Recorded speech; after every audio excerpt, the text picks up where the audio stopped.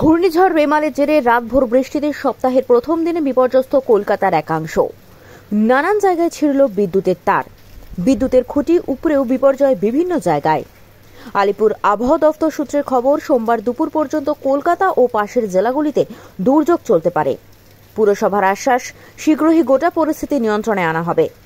কলকাতার park circus, Dhakuria, Ballygunge, Alipur সহ নানান জায়গায় হাঁটু অবধি জল জমেছে।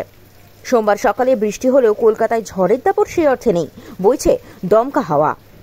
আলিপুর আবহাওয়া দপ্তরের পূর্বাভাস, রেমালের প্রভাবে উত্তর এবং দক্ষিণ 24 পরগনা, কলকাতা, পূর্ব মেদিনীপুর, হাওড়া, হুগলিতে ভারী থেকে অতি ভারী বৃষ্টির সম্ভাবনা রয়েছে। সেখানে লাল সতর্কতা জারি করা হয়েছে। কলকাতা, হাওড়া, 24 পরগনা, হুগলি, বীরভূম, পূর্ব বর্ধমানে ভারী থেকে অতি ভারী বৃষ্টির জন্য কমলা সতর্কতা জারি করা হয়েছে। পাশাপাশি দক্ষিণবঙ্গের বাকি জেলাতেও ভারী বৃষ্টির জন্য হলুদ সতর্কতা জারি করা হয়েছে।